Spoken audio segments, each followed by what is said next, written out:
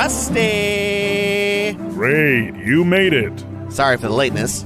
Don't be. The false hope granted by your tardiness plus the weak mud they're serving in the break room gave me just enough pep to get over the morning depression and slide into a seething resentment. Familiar. Hey, you gotta respect the morning routine, am I right? But anyway, I got some big news. You finally discovered that you don't need to eat an entire box of Ettercap Crunch to get the prize?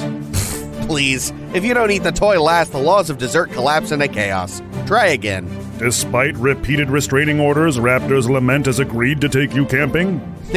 Good guess. But no, I already followed them on their last outing to the crystal forests of Chai T23. Wow, you actually did it, huh? S'mores and all? No, Sova Stala found me having an imaginary conversation with her and beat me within an inch of my life. If Garn Gorberg hadn't healed my beaten booty and given it the old feel-good finger, I might have died. Probably better if you don't refer to the laying on of hands as the feel-good finger. You sound just like Creed and Jelinek. They drew the short straw and had to escort me back to the ring gate. Dirk, this verbal game of cat and moron is familiar and unpleasant. In the interest of time and my sanity, how's about you just tell me your big news? Fine, spoil sport. I, Dirk Dandemonius Marcule Bradlificent. Dirk, your middle name is Danger after you legally changed it from Tobias. Rust, not on Scry. It's public record. Fine. I, Dirk Danger, formerly Tobias Bradley, have been invited to an event whereat I will be paid to be Dirk? the host of Dynamic Combat Entertainment. What? Right? My new paperwork daddy signed me up for it. Aren't you proud of me? You're an idiot. I know. I guess that plays right into their demographics. Oh, the light's blinking. Let's hold the dramatic energy until after the break. Why wouldn't you just talk to me during the break? Because then the audience would miss it.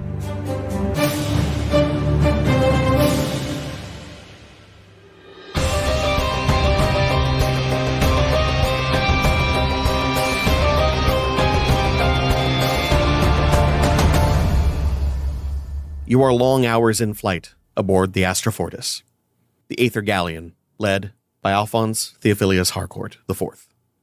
What do you do with your time? Being on a ship, an actual proper fucking ship, for the first time in months, years, maybe, perhaps weeks, an unknown amount of time.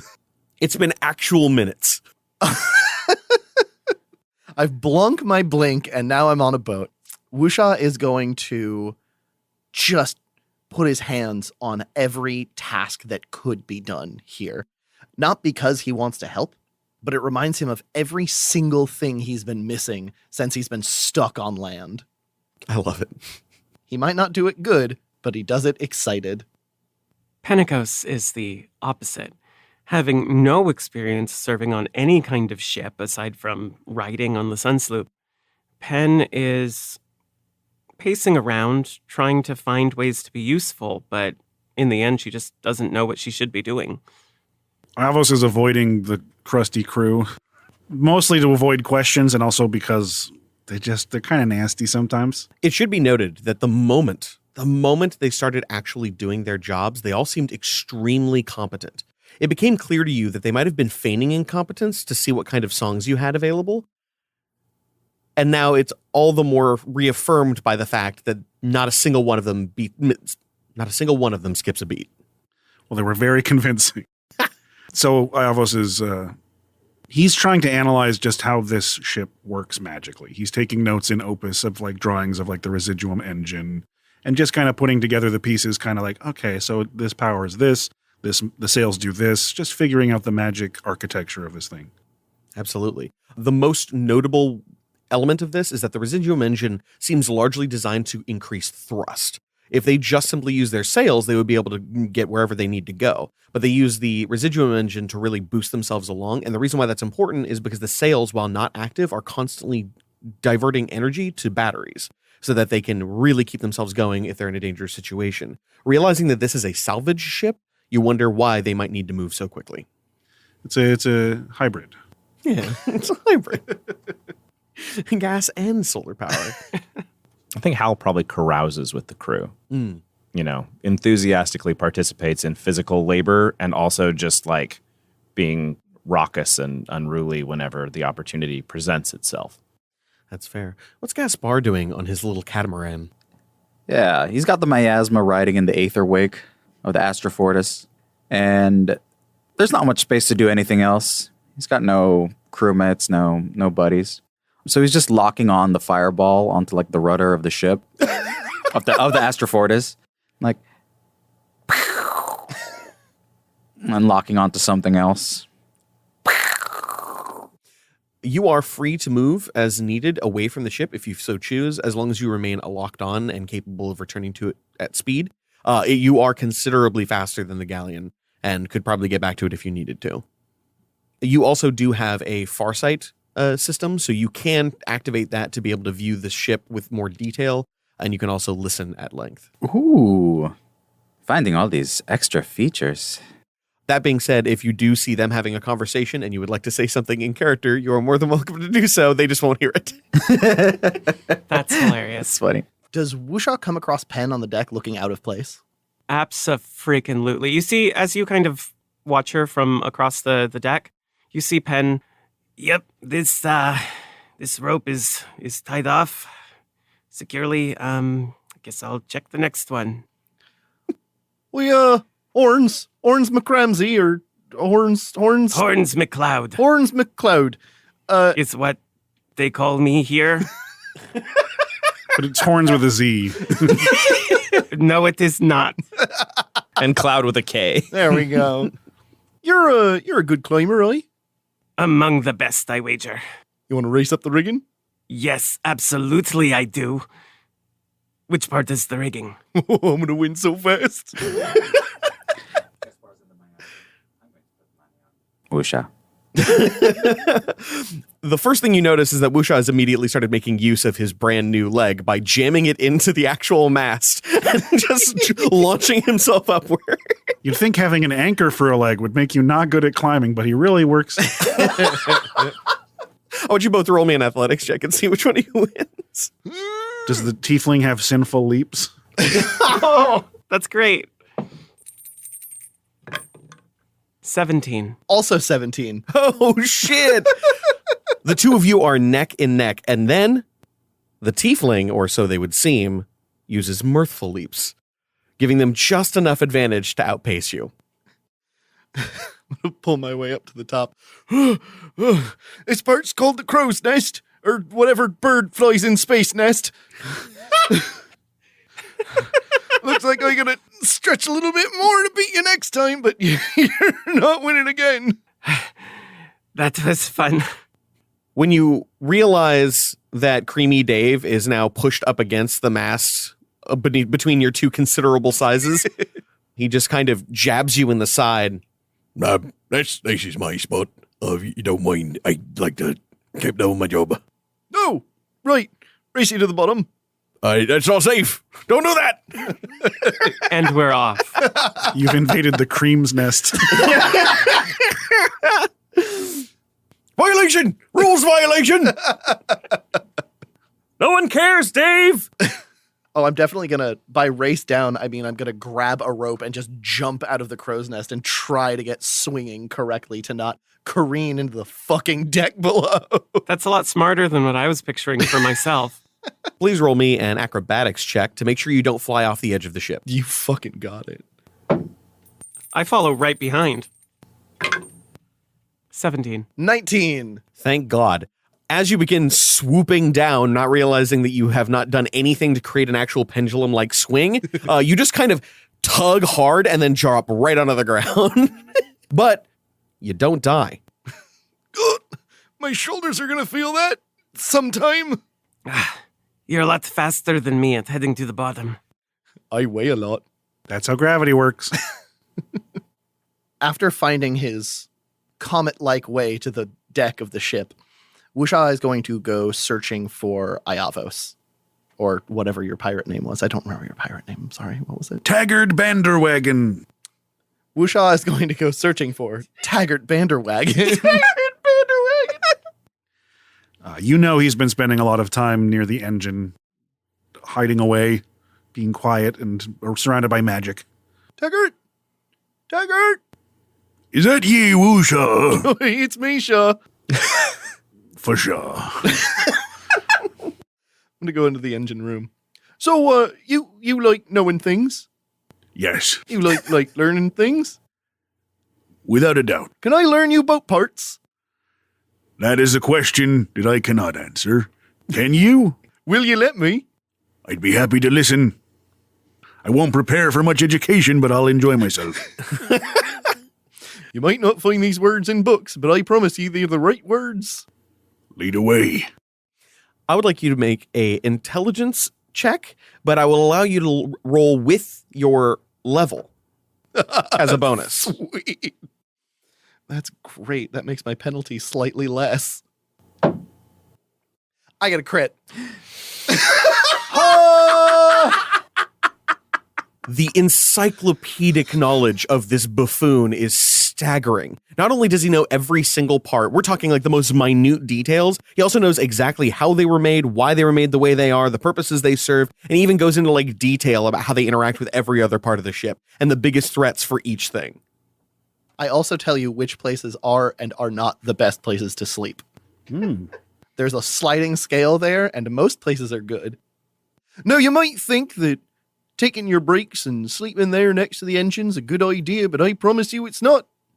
It might be warm and stave off that sea breeze or whatever the hell breeze happens out here. But you'll wake up with some nasty side effects.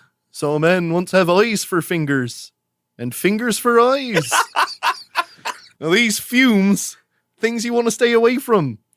I don't suggest opening up the engine while it's going, in any way, shape, or form. And if you have to, don't breathe. Not as easy for all of us as it is for you, Woosha. I can hold my breath a long time. Residuum causes magic cancer. Got it. That's just a good result. Good to know. Aye. You ever see why they call a figurehead a figurehead? Seems logical already, but go ahead, explain. Let's go do Ed stuff. You know, Woosha, they say when some people lose their vision, their hearing becomes stronger. I'm starting to understand how your brain works a bit more. When your life is stupid, your boat becomes smarter. Hell yeah. I'm going to continue just showing Taggart Banderwagon. Is that it? I nailed it. I'm going to continue giving him the full tour of this ship. So everything but this is Woosha's dump stat. Oh, yeah. Oh, yeah. Some people have one dump stat. Wusha did the opposite. He threw everything else He's got overboard. he's got a dump site. He had to drop ballast. Yeah. Get the boat bigger. Drop the ballast. So what is Hal doing? Probably gambling. Gambling. Yeah, probably. It's not a river boat on the Mississippi. Not yet. He's saying gentleman's poker. He's talking about like throwing some bones. Yeah, I'm by the probably barrels. rolling dice with people. This could be a space river. We don't fucking know. Yeah. If you are playing dice, I'm proficient and I want in. That said, a Mark Twain-esque gif is a very good image in my head. Do you have room for one more, Riptide? Oh, you're talking to me? Oh, that's right. I said that was what they called me. Yeah. And Tickle Tim never really let it go. I look around cautiously for Tickle Tim. You don't see him, but you think you can feel him. That's what I thought. I was going to say, you just know he's there. Yeah. Waiting to tickle. I'm going to have to ask Whoosh where to sleep on this ship, 'cause Tickle Tim keeps finding me and waking me up weird ways. Yeah, there's room in the game. Scoot over. And I push somebody out of the way. The somebody that you push out of the way is actually a jar. It looks like just an ordinary amber jar, and inside there seems to be some kind of blue liquid. And as you jostle it to move it aside, there seems to be an unmistakable radiating feeling of annoyance that comes out of it, but no words. Is there another chair I can set it on? Yes. Pen will pick up the jar and set it kindly on another chair. You feel a unmistakable sense of appreciation. Oh, this one's my favorite. I've never figured that thing out. The words Phineas Mandragore Wilkinson pop into your head as though your own thought. I've never figured Phineas Mandragore Wilkinson out. You feel a kind of a thumbs up in your head. I give the jar a thumbs up in response. The dice seem to just topple. Not so much lift and throw, but just kind of spin and then land. And they crap out. So that's you two. I feel like he is a bit of an advantage, but I haven't figured out how he's doing it yet. In your head, you just see an image of a large brain and a small brain. The large brain suddenly has a jar around it. The other one has a shark. That happens to us a lot, I'm afraid. I would like both of you to roll your dice check. That is to say, a d20, add your proficiency modifier if you're proficient. Roll a d20 to simulate rolling a different kind of die. If I knew how craps worked, I'd just have you do it. 15. I rolled a 14, and I don't think I have a modifier to dice, so... Hot damn. Okay, Pen shoots up from her chair, knocking it over, scattering things on the table. I beat you at something! I finally beat you at something! In your head, you see a crowd doing the wave. And Phineas is my new best friend! You see a brain in a jar hugging you with little stick figure arms. I'm going to move the jar onto my lap, and I'm going to hug it.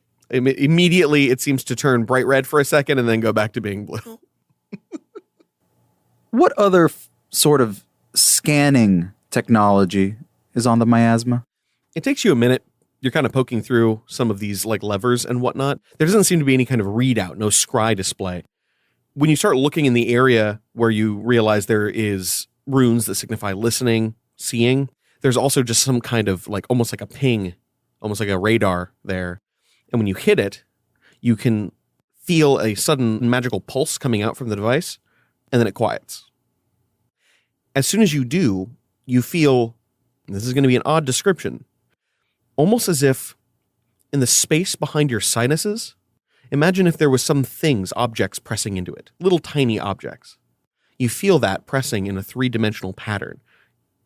You realize after a moment that there's a large cluster directly ahead of you, a scattered cluster below you, and then a far away distant one above and to your right. I'll zip past the Astra Fortis and head towards the higher cluster. As you begin to move forward, you pass the only other cluster, which appears to be the Astra Fortis. Do you mean you want to go towards the single one? Yes.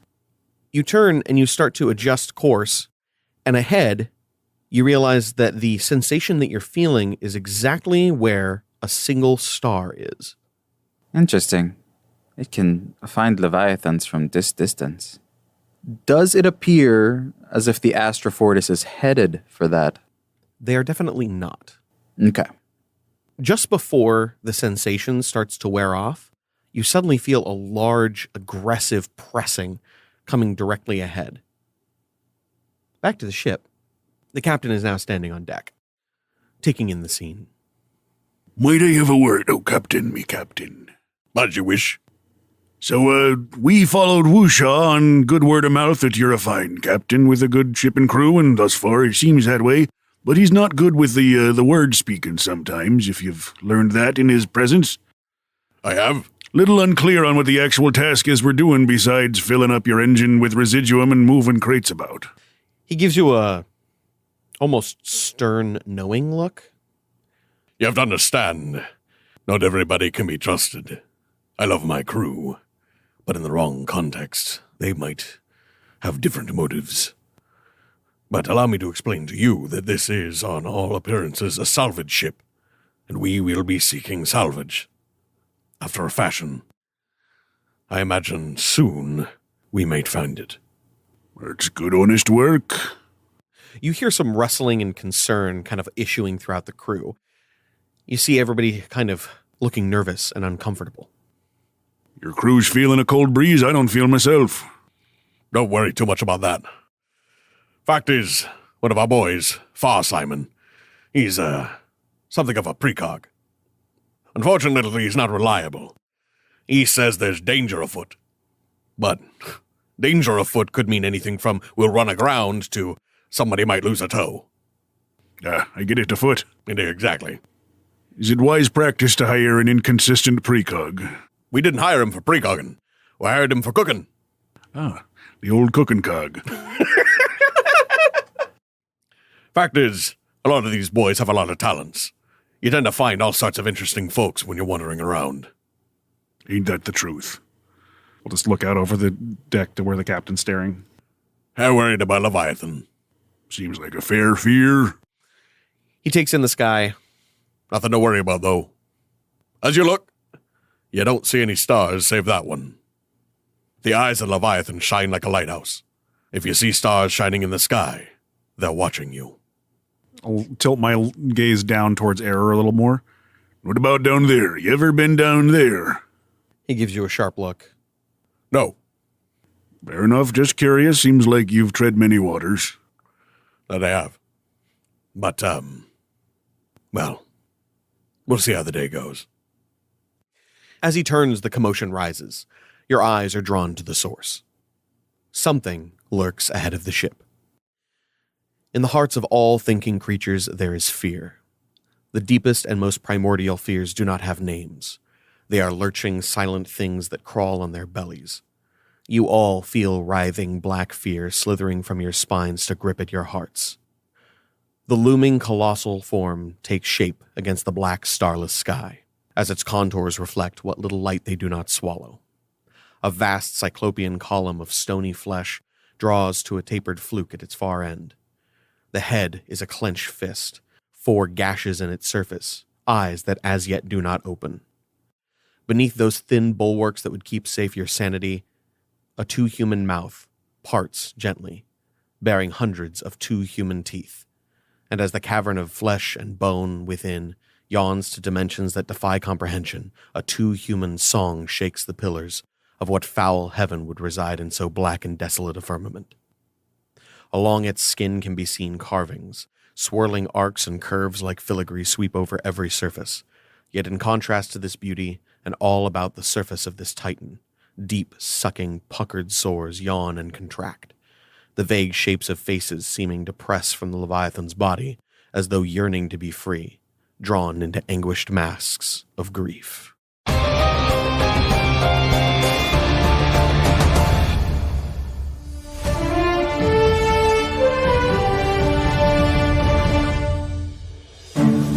Last time on EXPN.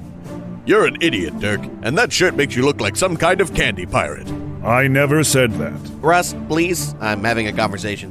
What stupid idiot thing are you so excited about, stupid? I have been selected to host the dice. No! My incredible professional and sexual jealousy has shattered my cold facade. I am compelled to give you a high five and invite you to a laser melee. And action. Dirk, I cannot stress how little I care that you've picked up another job. If anything, I'm happy for you. It's one step closer to adulthood, which would put your midlife crisis somewhere in your 70s, by which time I imagine you'll have died from some diabetes-related illness. Way to get ahead of the curve, Dirk. Please, I have a pancreas of steel. You do understand that mineral hardness is not the ideal for a glandular organ, yes? Whatever you say, Johnny Soft Spleen. The point is, I can hardly think of anyone better to host that boorish festival of idiocy and violence than you. One can hardly think of masked bruisers brutally buffooning one another for show without thinking, Dirk Bradley. Wow, thanks, Rust. This is just a guest spot or a full-time thing? A guest spot for now, but who knows? Maybe this time next year you'll be looking at the Anchor Supreme or Lord of Hosts if you're feeling saucy. How about homeless jackass who thought his chip-munching antics would fly on live scry where the brass actually care about commentating the action? Rusty, I would never act like this with someone else. You're the only man I trust to bear my true self to. These rubes will be getting the watered-down professional Dirk. Oh, thanks for the reminder. We'll be right back after this word from our sponsors. Play the Tater Flake one. For the last time, Dirk, we don't get to pick the commercials.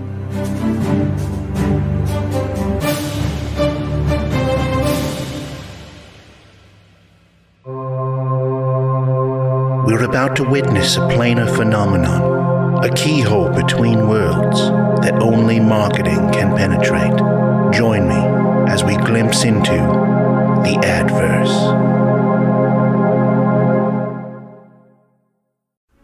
On tonight's unbelievable episode. Derman, have a seat. Garina, Elsewise, Travis, why are you all here? This is an intervention. Well, that's a 10th level ability. Not that kind. The first step to getting better is admitting that you have a problem. Listen, Durnham, you're never going to need that orc jawbone you picked up at level 1. Or any of the other weird body parts you picked up off all those monsters. I might. Another heart-wrenching episode of Dungeon Hoarders. You have a problem picking up anything that gets described, or you think is neat. What if our DM makes us start tracking carrying capacity? We have a bag of holding. It's full. Your inventory list is longer than your background story. Feel the emotion. Peer into the troubled mind. I know I have a problem. I'm sorry. I just thought they might come in handy someday. They never did. Join us tonight for Dungeon Hoarders.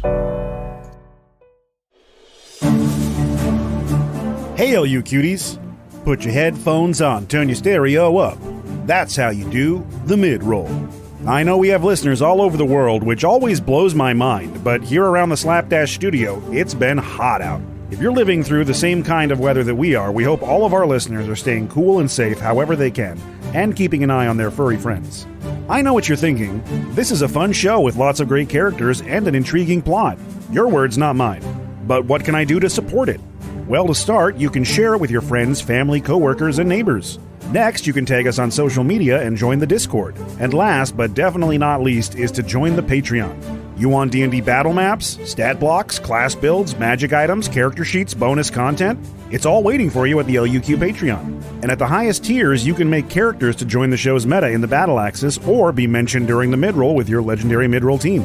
Our current legendary midroll teams are the Titans Rise, the Forgotten Legacy, the Ceaseless Horde, and this week's featured team, the Twilight Concord, with Eerie Lunar Rose, Maisie, Korgoth, and Mike Gordon. To get a personal message read on the show or to contact us about advertising opportunities, reach out to admin@slapdashstudios.com. Follow us on Twitch at Slapdash Streams for Monday night live premieres of the LUQ with Mistress Dana RPG and Pokemon Nuzlocke challenge runs with me and Zach Thursday night. Links to all of this can be found at the LUQ.com. And until next week, I love you very much, and sometimes my cat sounds like a clown. Right, Pickles? But that's enough out of me. Let's get you back to the battle axis.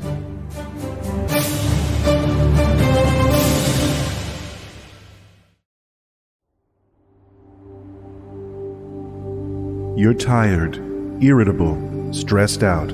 The repetitive nature of your life in seeking enough income to keep your head above water drives you to deny yourself rest in favor of calculated ambition. The cycle turns. The gears tighten. It's time to take a breath.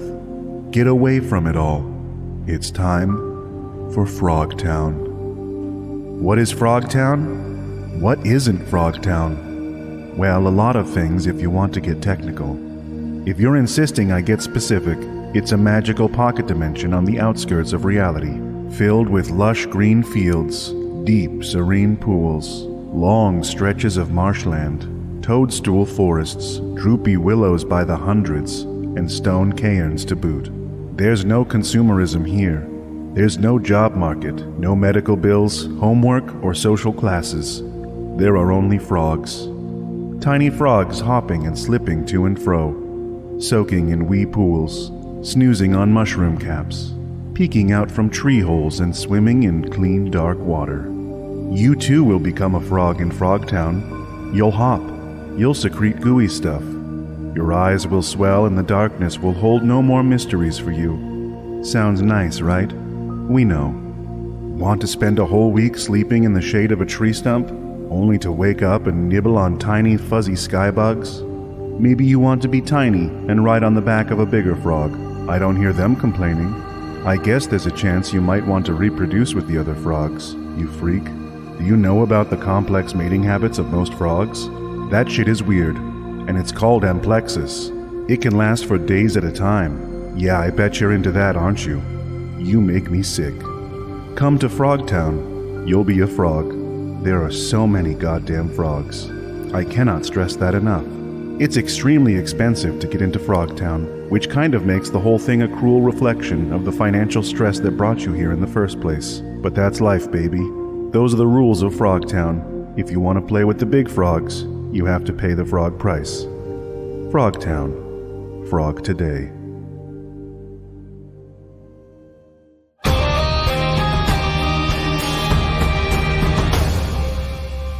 The mouth of the Leviathan pulls open in a great yawn as it begins to awaken. Panic issues throughout the crew. We are going to begin a skill challenge to avoid the Leviathan without waking it and in the hopes that you will not be devoured by it. Everybody roll me initiative. Oh, shit. Shitting ass. Woo! 22 for Iavos. Woo! All right, I got 22 for Iavos. 20. Everybody rolled so well. Except Michael. 13 for Wusha. 3. 3 for Hal. Yeah. 1 plus 2? 2 plus 1. Yeah. Beautiful. The goal is to aid the ship in directing around the Leviathan and evading it before it instinctively does them harm. You notice that all throughout those puckered holes, beams of light begin to slowly blossom, seemingly in some kind of threat. We will begin with the 22. Okay, so we need to sneak past this giant, hungry skymouth, and I think it would be dumb of me to not rely on magic to help with that. It is my thing that I do. I'm going to start by saying a prayer, a familial prayer, to my brother, who is by nature a trickster. Very skilled at evading eyes he does not want upon him. So I'm going to pull the yellow scarf out from inside my robes and kind of lay it on the deck and try to imbue the ship with his cunning misdirection. I like with that. With a religion check. I like that. That sounds great. I'm going to have you roll that as a wisdom because you're not doing something smart. You're doing something willful. Okay. Same exact bonus. Awesome. They're both 16. That's kind of cocked, but it's a 17. Let me see if I can get a die on top. My dice tray's kind of full. Nope, got to re-roll it. Okay. Damn. Goodbye, 17. Hello, 14. That's a 23. Oh, no. Only a mere 23. Immediately, you can smell throughout the entire space old, cracked wheat, dry fields, dirt, as though dust from the trail collecting on the space. You even see dust collecting in the small creases and cracks throughout the ship, and you feel safe, if only briefly. That's one success. Mark it. Marked. Next is Pen. Now, Pen is very fast, so my thought is I'd like to use stealth to move around as quietly and as quickly as possible to just help relay messages so that nobody has to shout. Just kind of, hand signs and whispers. I like that. Go ahead and roll me that stealth check. 14. At first, you're very confident in your ability to be stealthy, until you realize you have hooves, and they are clattering all across the wooden boards. It's not a lot of noise, but it's definitely enough to take notice. What's that sound? Grass doesn't do this. That's a failure. Mark it up. Marked. Gaspar. Gaspar is going to do some nautical acrobatics, engage the grappling hook, attempt to attach it onto the keel of the Astra Fortis in an attempt to tow it so that it can turn at a sharper angle than would be possible. Oh, shit. Yeah, go ahead and give me that acrobatics. I also want you to quickly also roll me a stealth just to see if anybody notices what you're doing. Dang, Daniel. All right. That is a 27 for acrobatics. Nice. And a natural 20 for a 30 on stealth. Holy hell. Like a feather falling on the ground, your grappling hook impales the keel, and with your acrobatics, you're able to kind of gauge the direction they want to go and aid the maneuvering. Not so much that it's noticeable that the ship is pulling itself, but rather to just simply help along what they're already doing.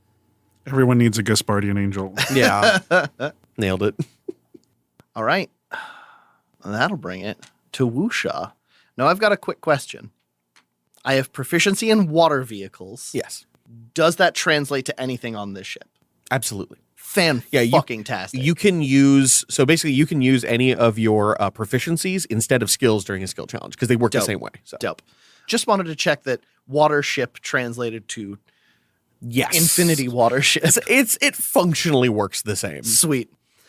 Wusha, knowing that a ship by its very nature can just make a lot of sound, is going to try to tighten the rigging as much as he can, going to try to hold down like loose objects. I'm going to make a water vehicles check to know where to apply my pressures the most to make sure that the rattle is kept to a minimum. Sure.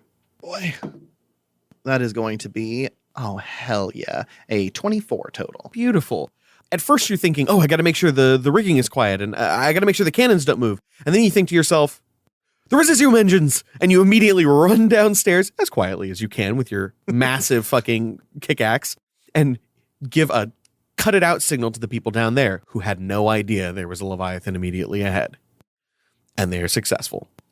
He lets out a relieved but quiet sigh. And Hal, it's your turn.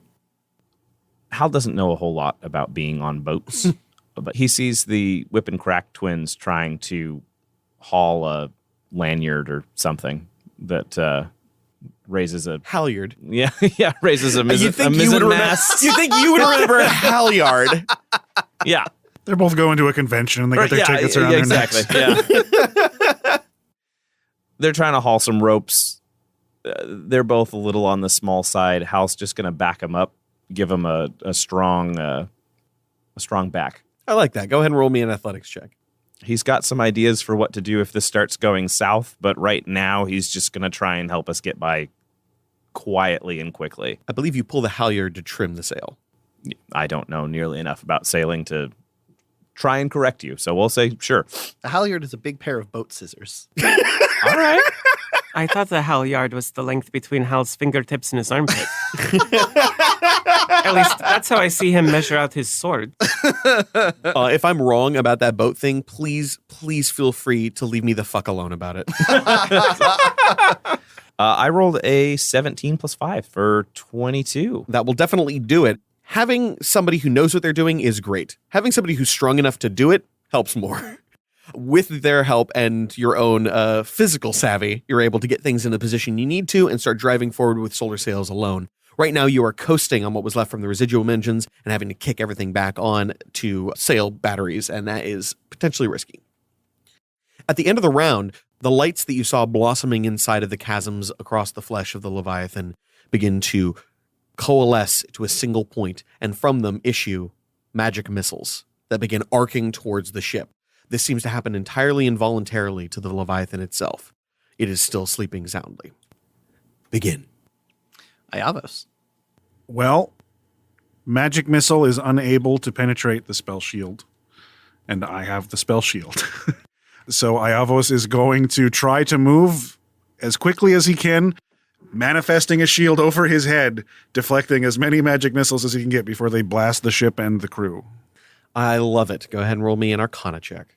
I'm going to use my once a day bonus from Opus on a knowledge skill. I like that. 16. That is shockingly I rolled weak. very badly. 16 is just enough, actually, so you are fine. It's the running that I'm doing badly at. The shield is killer. I'm just so bad. Pulling out the shield is easy enough. Realizing that you are very limited in your capacity to use that shield, that's the challenge. And so you manage to create, almost as if from nothing, a arcane tether along the shield. You try to whip it hither and yon, trying to catch what you can, and then at the end, expand it as wide as you can, which take a few hits, but not enough to sustain, and it eventually cracks. But you do a considerable amount of damage prevention. So it's a kite shield. Next is Penn. Y'all are doing real good, by the way. Hell fucking yeah. We're making up for all those failed skill challenges. Don't say that. We're not done yet. Shit, you're right. Undermile just like recharged our dice. Okay, Penn realizes that she's not the one for this job. She doesn't know how the ship works. She kind of already forgot what the thing was called that they raced on. So she's going to start barking orders at the crew to just fire them up and encourage them to work faster, but in kind of a mean way. I'd like to roll intimidation. Please do. I mean, you don't have to be mean to be intimidating. That's fair. fine. Just the force of my charisma. Yeah. Authority. That's it. That's the word. You speak with the voice of 1,000 angry deer. Oh! A chorus of Yes, throat ma'am. noises. They clearly don't understand Infernal because that is a 12. Oof. They are so terrified right now that no amount of additional fear seems to be motivating them. In fact, it only seems to make them more nervous, believing potentially that there is actually a possibility you will hurt them before the Leviathan does, starts to overtake their minds, and they begin to just kind of quiet down. Next is going to bring it to Gaspar. The ship has just slammed hard to port. You're going as hard as they possibly can, and they are now clear of the Leviathan's direct path. There's no risk of them immediately colliding with it. But there's still magic missiles and There are now magic missiles in the air. locked on. Inspired by what Iavas is doing, as I look towards the control on the runes, surely there is some defensive measure on the miasma. The only defensive measures are for you. Invisibility, self. Gaseous form, self. There's no shield button. There is no shield button. Okay. The ship seems to be heavily focusing on the idea that you will not see you or you cannot hit you, not so much the I can block you. Yes. Okay. Gaspar is going to maneuver the miasma slightly more towards the Leviathan and then launch out a fireball to intercept some of the magic missiles, making it look like one of these soars, these puckers, as you've called them, have produced another magical effect, and that in the Leviathan's sleep, there's just some crossfire going on. Okay. You will be visible because you will have fired a weapon, and you will be closer to the Leviathan in order to get that angle right. Mm-hmm. I want you to go ahead and roll me a sleight of hand check. Please don't miss. This should also alleviate my need to worry about stealth. Yeah, I'm hoping that I'm far enough underneath the ship that none of the crew notice. Mm-hmm. But here we go. That is a 21 for a sleight of hand check. Very well done. Thank goodness. Now I want you to roll me a disadvantaged stealth check to see if you either awaken the Leviathan or alert everybody to your presence. Yes. Now, it would have been a natural 20, but I've got disadvantage. Mm-hmm. So it's an 18. Oh, so close. No, yeah, you're fine. People are so overtaken by what's going on that they can't even be bothered with the idea of a fireball coming from any direction. However, you do notice that as soon as the fireball goes off, the Leviathan stirs. That'll bring it to Wusha's turn. How many successes do we have? We have 6 right now. 6 successes, 2 failures. Thank you. They're both mine. I mean, I wasn't going to say that. But now, Wusha has gone Leviathan hunting before, or at least Leviathan salvaging before. Mm-hmm. It would be safe to say that Wusha has done something like this before, yeah? You have avoided Leviathans in the past, but you've never engaged one. Okay, fantastic. My intention here, you're going to have to help me pick out which skill this will fall under, but my intention is to recall my experiences doing this before and try to predict where the magic missiles will be going or where like blind spots or safe spots would be. That would be an insight check. Okay, that was one of the skills I was thinking of. Oh, not good. 8. Yikes. You try to imagine the direction of the firing solution and therefore direct people in the appropriate angle to avoid the shots and do not succeed. Unfortunately, because these are magic missiles, which are guided, it's a lot harder to maneuver around them than you might think. Instead, you end up driving the ship directly into it, and it takes a major hit to stern. That'll bring it to Hal. Yep. Hal looks at these missiles, tries to think of a way that he would be able to intercept them, keep them from hitting the ship. Can't really think of anything, but he does know that he is made of meat, and meat absorb impact. So This is what it's for. he's gonna sort of quickly try and find a missile that's going towards something that looks important to him and just jump in front of it before it impacts. Beautiful. Go ahead and roll me a perception check to see how well you can track these things and hopefully put yourself in the way of them. Hopefully put yourself in the way of a magic missile is never a sentence I thought I would say. Is this my skill roll? So, because I'm giving this to you as a perception, but you're also taking a hit, I'm going to deal the magic missile damage directly to you. That seems fair. Okay, go ahead and roll. I'm okay with that. What am I rolling? Perception? Perception. Okay. -1. I believe in you. Yeah. Staggering. Are you trained in that? No. Good. If I pass, it'll be a 2 success. There you go. It'll be sick. I rolled a natural 20. Oh! That is amazing. Point of order. For a total of 19. But it's a natural 20 on the die, so it's a critical on the success skill, right? That grants you 4 successes because you succeeded in a thing you are not proficient in and double the success.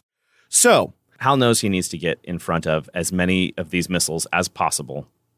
And he has some sort of, numbers that appear in his head, and then they start turning into stick figures, and then they kind of start fighting each other, and Hal kind of waves them off as they quickly become too distracting. But he knows the only way he's going to be able to do this is if he gets airborne. And so, in a brief flash of divine power, he sort of spreads his arms, which turn into almost manta ray-like wings in his shark form, and he takes to the air, suddenly gaining the ability to fly. I like it. So, in this process, you're going to absorb 1 magic missile for every success you got. Oh, okay. As long as Law doesn't roll it, I should be fine. That is 4 + 1. Okay. 1 + 1, so 7 so far. Yep. And then an additional 3 + 1 for 11 and 1 + 1 for 13. All right. I will take 13 damage to award the team 4 successes. That seems like a good trade to me. What's our total? We are 10 successes, 3 failures. That's the target. I've never seen someone do something as dumb as jump in front of a spell and then succeed by 4. I'm That's here a for Mr. it. President check. I'm here for it. You manage to, with incredible accuracy and speed and athleticism, move yourself through the void, catching 4 magic missiles directly onto your body, most of which were headed for some very vital elements of the ship. But as you succeed, you move clear of the Leviathan's firing solution, and the missiles stop coming. However, Harcourt does not cry out in success. Instead, he rouses the men and says, Mark down a hit to the residuum engine. Bring her down, lads.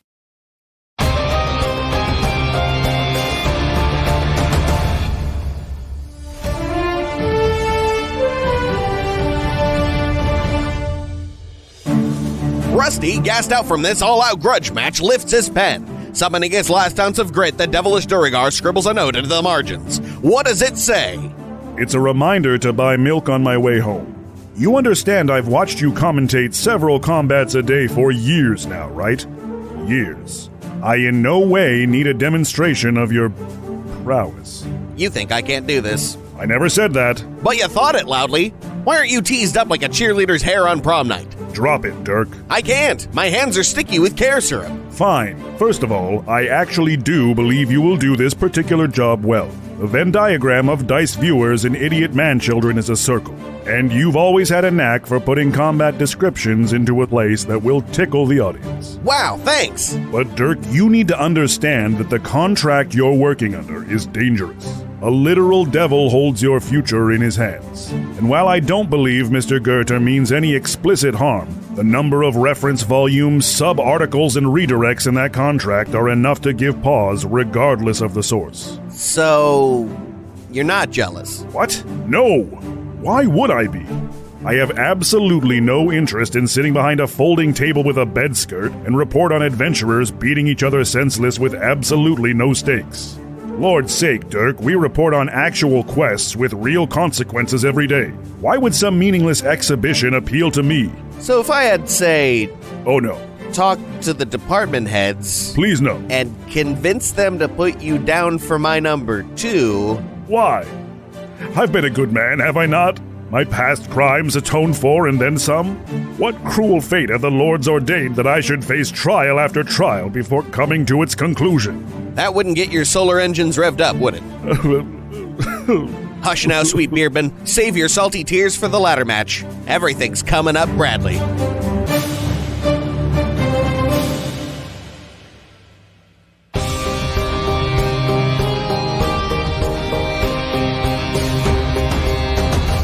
What? Whoa. That sounds planned, Mr. Hippo. Hypothetically speaking. Here's our initiative and result sheets for you. Hypothetically speaking. Y'all did way better on that than I expected.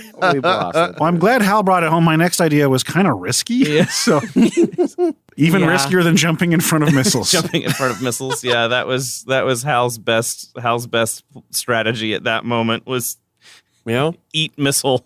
I'm very excited to see you try that in the future.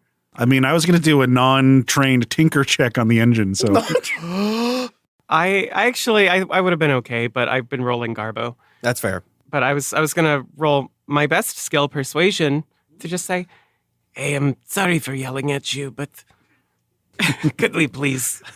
play good me, bad me. Yeah. I thought you were going to persuade the Leviathan. I was going to say, For a little bit fish. Yeah.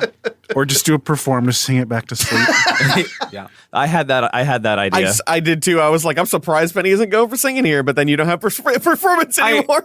I actually do have performance. Oh. I don't know. I haven't figured out what that is for Penn yet. That's Yeah. right. But- Dancing, I would imagine, makes the most sense. Have y'all seen Down Periscope?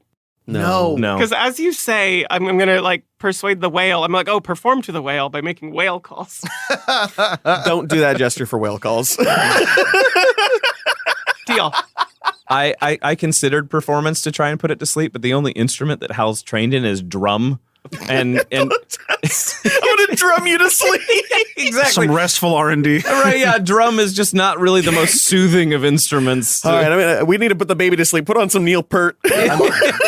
Yeah, I can still play the flute, but I gave one to Rhea, so it'd be like a recorder. I'm 100% down for percussion-based lullabies. Yeah. Just saying.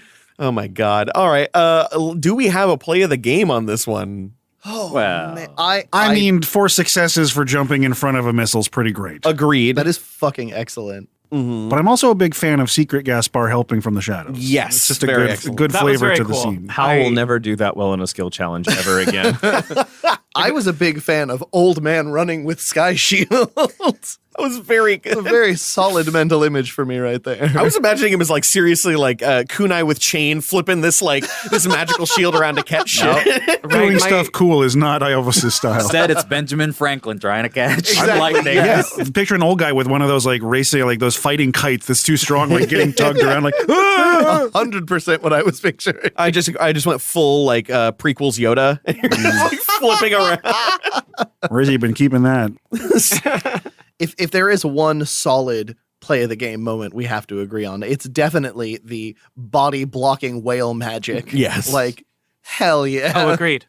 Just the fact that it was a yeah. crit non-trained Hell 4-time success. That's just Yeah. you love to see it. Right. fucking And then I wild. just got to reiterate, like, just handing it to Gaspar, because, like, as one person, those are huge moves to be making, and you made all of them. It's true. Mhm. It's true. Mm-hmm. Fucking The nailed it. fireball was a bold move. I was real concerned that was going to wake it up. I'm enjoying having like a James Bond level of a ship going on right now. I was really excited to give you an environment to be a rogue. Yeah. I'm almost like, because every other time I'm like fighting for it, and now you're just like, yeah, it's got a grappling hook. I'm like, okay, what else does it have? Right. And I love the suite of abilities that it has. That's just very, very cool. I love your little ship. Angelo just sitting there like, I love you too, Zach. We're playing fucking Sid Meier's Pirates over here while you're playing fucking GoldenEye. So MVP is the miasma then. Yeah. Right. Yes. I think MVP is Sid Meier's I was gonna Pirates. say- That game is great. I was going to say Rogue Squadron. Yeah. Fuck That's off. way better. That's way better. So good. Well, I really thank you guys for being here for this really kind of short episode compared to what we've been putting out. But hey, we only ever agreed to an hour, and y'all have been getting hour and 20-minute episodes on the reg, so you can deal with this whopping 1 hour ep. We need to average out. We Yeah. literally Sure. can't edit ourselves. That's Yeah. why we have Sam do it. Let's bust out our understudy shanties then. Exactly. I do have a backup one. Thank you again, Sam Hediger, the editor, for editing this episode. And I was going to say until next time, we wish you luck, but that's a little premature. Yeah. Shit. Is there anything else I say? It's just a goodbye. Just in the mid-roll now. We got our thing done. We can thank Bree preemptively. Later, losers. Preemptively. Have good luck. Don't talk about Get lucky, lovelies. There we We go. go.